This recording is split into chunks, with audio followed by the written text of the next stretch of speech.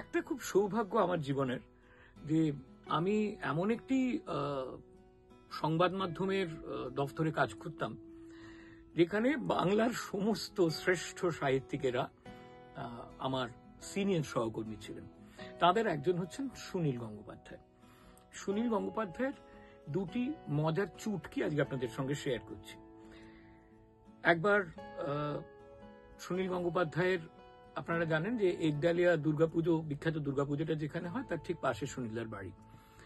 সেখানে কি একটা কর্ম উপলক্ষে গেছি, কিছু একটা কেজো ব্যাপারেই গিয়েছিলাম ইন্টারভিউ করতে। বেশ দুপুর হয়ে গেছে, সুনীল গাঙ্গুলিও যাবেন আমাদের দফতরে, আর আমিও ওর সঙ্গেই যাব। তো সাথীদি মানে সুনীল গঙ্গোপাধ্যায়ের স্ত্রী, তিনি খুব জোরজার করে আমাদের খেতে বসিয়েছেন এবং আমি মাছ খাই না সেটা ভাতের পাতে বসার পর সাথীদি জানতে পেরেছেন। তিনি ভীষণ এম্বারেসড।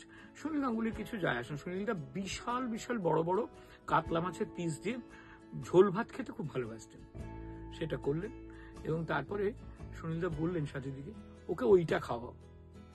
সেই ওইটাটা কি আপনারা শুনলে ভারী অবাক হবেন। মস্ত বড় একটা কাঁচের বাটিতে যতটা টক দই প্রায় ততটা মিক্সড ফ্রুট জ্যাম একসঙ্গে ঘেঁটে একটা সুন্দরভাবে ডেজার্টের মতন করে পরিবেশন করলেন সাথীদি। সুনীলদা দেখলাম বাটি চেটে খেলেন। এই একটি ঘটনা। আরেকটা কথা মনে পড়লো, প্রথম আলো লিখছেন যখন, তখন সুনীল গঙ্গোপাধ্যায় হঠাৎ একদিন আমাকে ডেকে পাঠালেন।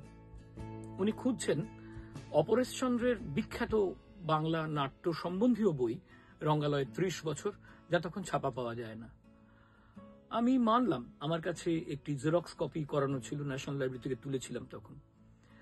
সুনীলদা সেটা আমার কাছ থেকে ধার নিলেন, কর্য করলেন, কারণ তখন তিনি প্রথম আলোতে অমরেন্দ্রনাথ দত্তকে নিয়ে একটা বিরাট কাণ্ড করবেন, তার ঠিক পরেই লেখাটা আসবে। আপনারা যারা প্রথম আলো পড়েছেন বা পড়বেন বা শুনবেন তারা জানবেন যে এটা একটা বিরাট চ্যাপ্টার প্রথম আলো। তো সেই ক্লাসিক থিয়েটার এবং অমরেন্দ্রনাথ পর্ব লেখা শেষ হলো। তারপরে সুনীলদা আমাকে ওটা ফেরত দিতে দিতে বেশ কিছুক্ষণ নানাবিধ গল্প করেছেন আর বেশ খাইয়েছিলেন।